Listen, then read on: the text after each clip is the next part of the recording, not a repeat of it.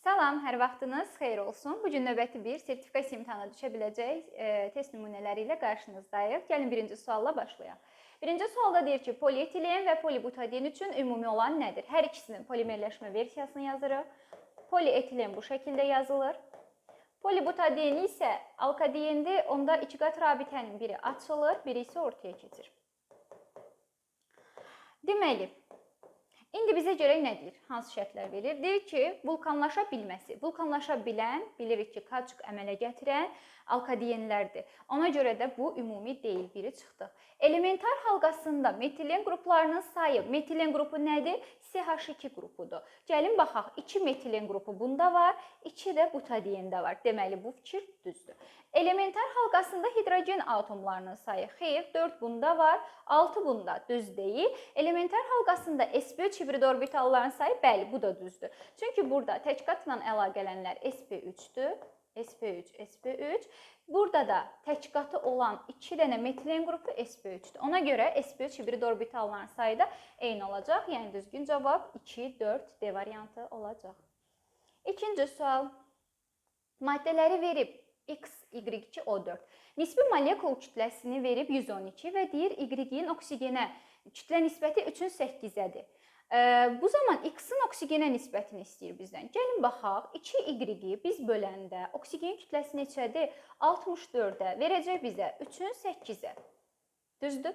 64 ilə 8-i ixtisar aparaq 8 üçün olsun. Oradan 2Y bərabərdir 8 üçün 24, Y də bərabərdir 12. Əgər Y-in kütləsi 12 olarsa, bir dənə Y-in kütləsi 12-dir. 2 dənə Y-in kütləsi zaten tapdıq 24. 24 O. Oksigenin kütləsi neçə eləyir? 64. Topladıq cəm 8, 88. 112-dən də 88 çıxanda bir dənə X-in payına da 24 qram düşür. İndi bizə nə deyir ki, X-in oksigenə nisbəti 24-dür. Oksigenimizin kütləsi neçədir? Deməli, oksigenin kütləsi neçə eləyir? Bircə dəqiqə. 64 eləyir də. 24 ilə 64-də biz yenidən ixtisar aparanda 8-ə apara bilərik ki, bu da eləyəcək 8-in 3-ə. Yəni, yenidən, daha doğrusu 3-ün 8-ə nisbəti düzgün cavabımız C variantı olacaq. Üçüncü sual. Reaksiyası üzrə reduksiya edicinin 1 molu. 3 elektron verirsə, hansı ifadələr doğrudur? NH3-dür, 1 molu. Bilirik ki, bu həm yanma ola bilər, həm oksidləşmə ola bilər. Oksidləşəndə NO-ya gəlir, yananda azota gəlir. Və biz baxırıq, NO-ya gələndə -3-dən neçəyə gəlmiş olur? Müsbət 2-yə. Yəni, əslində 5 elektron vermiş olur. Amma -3-dən 0-a gələndə 3 elektron vermiş olur. Deməli, buradakı məhsul azotdur. Məhsulumuz azotdursa, bizdən nə istəyir? Azotun valentliyi dəyişir. Səhvdir. Azotun valentliyi burada da 3-dür, burada da 3-dür. Dəyişmir. Oksidləşmə dərəcəsi dəyişmir. Yenə səhvdir. -3-dən 0-a gəlir. Dəyişir. X-in oksigenlə reaksiyası endotermikdir, artıq uzağa getməyə lazım deyil. Bəli, azotun oksigenlə reaksiyası endotermik prosesdir. Ona görə düzgün cavab olacaq C variantı. Baxaq 4-cü suala. Buradadır. 4-cü sualda bizə deyir ki, sudur, amonyakdır və ümumi olanları istəyir də bizdən. Bəli, ümumi olan. Deyir hibrid orbital sayı. Suyunda hibrid orbital sp3-dür, amonyakında sp3-dür. Bu fikir doğrudur. Rabitə yaranmada iştirak edən hibrid orbital sayı, baxın, bu fikir səhvdir. Çünki suda rabitə yaranmada 2 hibrid orbital iştirak edir, 4 hibrid orbital olmağına baxmayaraq. Amonyakda isə yazsaq 3 hibrid orbitalının, yəni 3 rabitəyə hərəsində azotun 3 hibrid orbitalının iştirak etdiyini görərik. Biri artıq qalır. Deməli, bu səhvdir. Valent bucağı fərqlidir hər ikisində. Xüsusi olaraq özdə istisnadır, öyrənirik. Bərk halda kristal qəfəsinin tipi, bəli, bərk halda kristal qəfəsinin tipi, hər ikisi bərk halda molekul kristal qəfəs əmələ gətirir. Ona görə düzgün cavab olacaq 1-4 D variantı.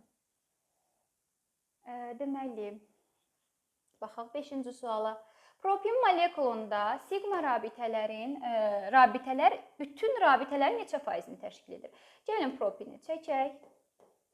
Düzdür, düsturla da gedə bilərik, amma açaq çox rahat şəkildə görək. Neçə sigma rabitəmiz var? 3 burada hidrogendədir, 1 buradakı hidrogendədir, cəm verdi 4. Karbonlar arasında 1, 2, 5. 5 sigma rabitəmiz var. Bəs ümumi nə qədər rabitəmiz var? 5 sigma var, deməli, görək neçə? 2 də pimiz oldu da 7. 7 cəm elədik 7 eləmi?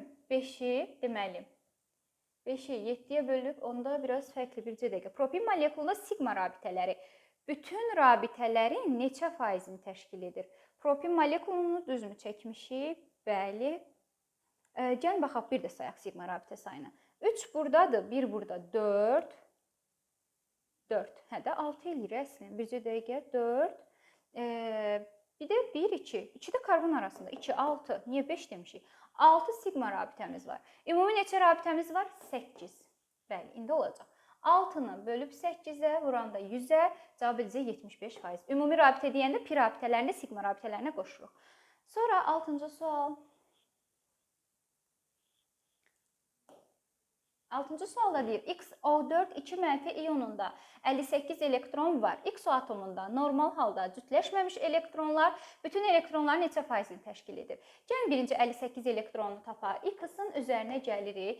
Oksigində neçə elektron var? 8. Neçə oksigenimiz var? 4. 2-yə vursaq 32.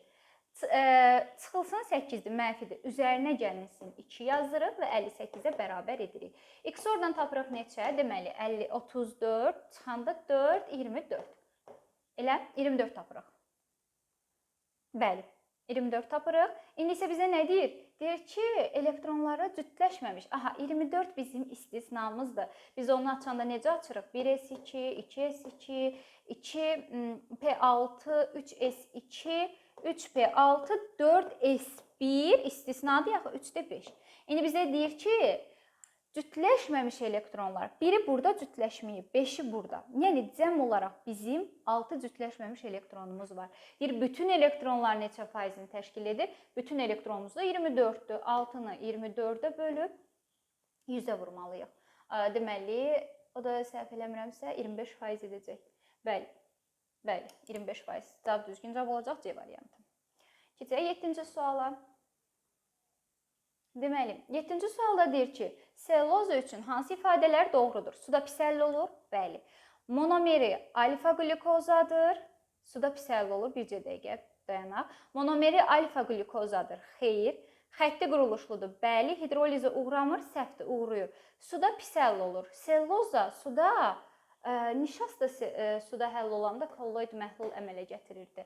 Monomeri alfa qlükoza deyil, beta qlükozadır. Hidrolizədə uğrayır. Doğru ifadələri istəyir. Ona görə düzgün cavab olacaq 1-3 Y variantı. Baxaq, deməli, 8-ci suala.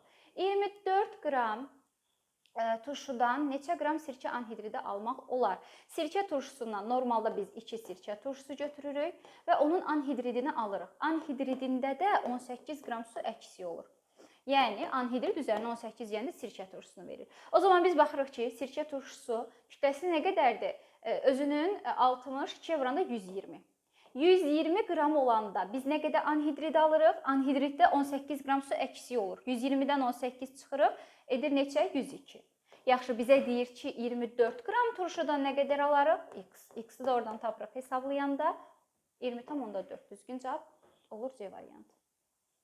9-cu sual. CO molekulunda karbonun neçə elektronu rabitə yaranmasında iştirak edir? CO molekulunu çəkirik.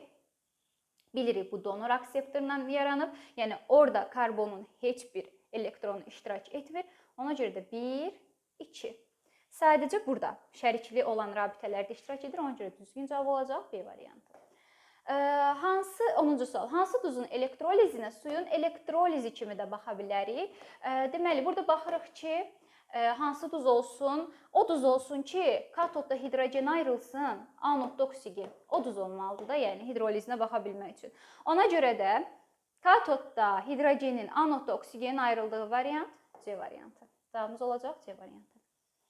Bəli, müəllimlər, bir 10-luq sualın da sonuna gəldik. Bu günlük bu qədər. Hələlik.